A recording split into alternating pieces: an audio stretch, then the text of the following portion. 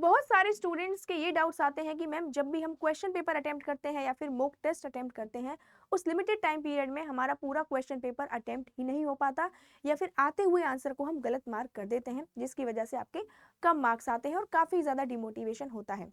तो इसका main reason है कि आपके पास कोई राइट स्ट्रैटेजी ही नहीं है कि किस तरह से क्वेश्चन पेपर को अटेम्प्ट किया जाए। Hello everybody, this is me Kritika Khandelwal. आज मैं आपको कुछ इंपॉर्टेंट स्टेप्स बताने वाली हूँ जिनको आप अपने क्वेश्चन पेपर अटेम्प्ट करने के दौरान यूज करेंगे और अपने फाइनल एग्जाम वाले दिन भी आपको यही चीज यूज करनी है। सबसे पहले जब भी आपके पास क्वेश्चन पेपर आएगा या जब भी आप मॉक टेस्ट सॉल्व करते हैं, आपको पूरा क्वेश्चन पेपर 2 से 5 मिनट के अंदर ध्यान से पढ़ना है। ठीक है, सिर्फ आपको गो थ्रू होना है क्वेश्चन पेपर से। आपको ये देखना है कि किस किस तरह के क्वेश्चंस आए हैं, किस किस टॉपिक से क्वेश्चन आए हैं। ठीक है, क्वेश्चन पेपर के पैटर्न को आपको यहाँ पर समझना है और पैनिक बिल्कुल भी नहीं करना है यहाँ पे आपको, क्योंकि अगर यहाँ पे पैनिक आप कर गए तो फिर आगे बहुत ज़्यादा दिक्कत हो जाएगी। ठीक है, शांत दिमाग से आपको क्वेश्चन पेपर देखना है और ये विश्वास रखना है कि मैं पूरा क्वेश्चन पेपर अटेम्प्ट कर लूंगा या कर लूंगी। फिर सेकेंड स्टेप है, सबसे पहले आपने क्वेश्चन पेपर देखा, आपने देख लिया।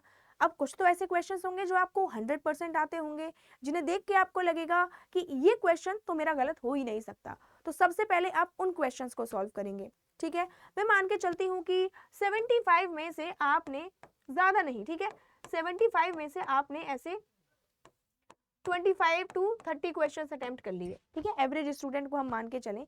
ठीक है, आपको एक क्वेश्चन अटेम्प्ट करने हैं और ये जब आपको ये क्वेश्चंस आते होंगे तो आप फटाफट से इनको सॉल्व करोगे। क्विक सॉल्विंग यहाँ पे होगी और आपका मोटिवेशन बूस्ट होगा। सेकेंड स्टेप होगा कि आप अब उन क्वेश्चंस पर आएंगे जिनमें आप 50% श्योर हैं। यानी आप स्टार्टिंग से क्वेश्चंस को रीड करना स्टार्ट करेंगे। जो क्वेश्चंस आपने सॉल्व कर लिए हैं उनको आप स्किप कर देंगे और जो नहीं किए एक एक करके उनको पढ़ेंगे। तो उन्हीं क्वेश्चंस को आप ध्यान देंगे जिनमें आप 50% श्योर हैं। एक बात मैं आपको बता दूं, जब भी आप 50% श्योर होते हो तो यहाँ पे ज़्यादा चांस होते हैं कि आपके ज़्यादातर आंसर सही होंगे। ठीक है, क्योंकि नेगेटिव पॉजिटिव मार्किंग वो बैलेंस होकर आपके पॉजिटिव मार्क्स ही आते हैं। और यहाँ पर आपको एलिमिनेशन टेक्निक का यूज़ करना है। जैसे एमएसओ क्वेश्चंस हैं, मैचिंग क्वेश्चंस हैं, इनमें आप एलिमिनेशन टेक्निक लगा सकते हैं और यहाँ पर आपको रिकॉल करना है शांत दिमाग से। ठीक है, ऐसा नहीं है कुछ भी याद नहीं आएगा। एग्जाम देते टाइम बहुत सारी चीज़ें याद आ जाती हैं जो हमारे सबकॉन्शियस माइंड में होती हैं। ठीक है, स्टेप 4 होगा आपका कि अब आप ऐसे क्वेश्चन से मुलाकात करेंगे जो जो आपको लगेगा कि ये तो मुझे बिल्कुल भी नहीं आते। ठीक है, डिफिकल्ट क्वेश्चंस की कैटेगरी में इनको रखा गया है। इन क्वेश्चंस को आप ध्यान से पढ़ेंगे। ठीक है, अब यूज रिमेनिंग टाइम वाइज, जो बचे हुए क्वेश्चन है अपने टाइम के अकॉर्डिंग आप उनको देखेंगे। और हाँ, attempt only if logical clarity, जो क्वेश्चंस आपको लगते हैं कि भाई ये ठीक हो सकते हैं वही क्वेश्चन आपको अटेम्प्ट करने हैं। जिनमें आपको लग रहा है कि कुछ भी नहीं आता, रैंडम अटेम्प्ट आपको नहीं करना है, नेगेटिव मार्किंग होने के चांसेस ज्यादा होते हैं। ठीक है, रैंडम अटेम्प्ट से आपको बचना है और ध्यान से आपको वही क्वेश्चन सॉल्व करने हैं जिनमें आपको थोड़ा बहुत लग रहा है कि ये मेरे सही हो सकते हैं। ठीक है, अब आपने कर लिया सब कुछ।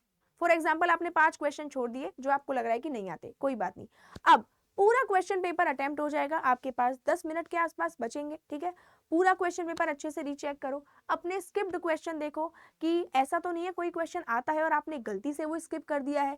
ठीक है, मार्किंग एरर्स आप देखेंगे कि ऐसा तो नहीं कि बी आपको मार्क करना था आपने गलती से सी मार्क कर दिया, किसी क्वेश्चन में कोई रैंडम फिलिंग तो नहीं करी। और इस दौरान आपको शांत रहना है। ठीक है, समझ आया आपको? आप एक बार में फर्स्ट क्वेश्चन से 75 क्वेश्चंस तक एक बार अटेम्प्ट करने की जगह ये अगर 3 स्टेप्स को आप फॉलो करते हैं तो काफी ज्यादा आपके मार्क्स इंप्रूव हो सकते हैं।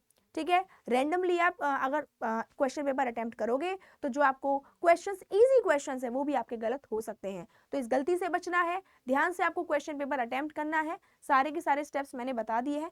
पहले ध्यान से आपको पेपर को देखना है, देन आपको इजी क्वेश्चन सॉल्व करने हैं, देन 50-50% वाले क्वेश्चन सॉल्व करने हैं एंड डिफिकल्ट क्वेश्चन आपको सॉल्व करने हैं। ठीक है, कोई भी आपको डाउट है आप इस टेलीग्राम चैनल पर मुझसे कांटेक्ट कर सकते हैं, ये मेरा टेलीग्राम चैनल है।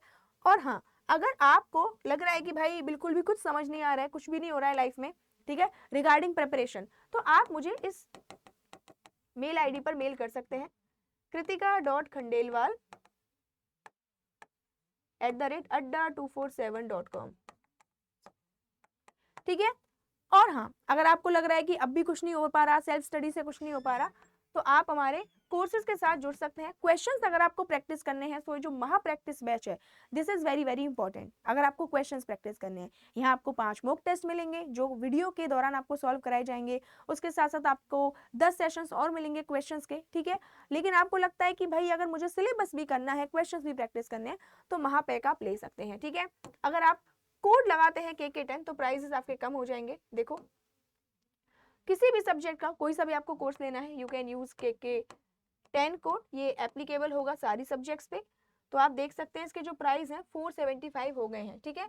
I am writing here my code and if you have any doubt you can contact me on this email ID, ठीक है। तो परेशान मत हो, एकदम अच्छे से क्वेश्चन पेपर अटेम्प्ट करो। एक बार जब भी आप मॉक टेस्ट अटेम्प्ट करेंगे, इस बारी इस वीडियो को देखने के बाद ये वाली अप्रोच लगा लेना, और मैं गारंटी दे रही हूँ कुछ ना कुछ इंप्रूवमेंट तो जरूर होगी। Thank you so much guys and take care. Yes, all the best for your exam, और ध्यान से पढ़ाई करो, अच्छे से पढ़ाई करो।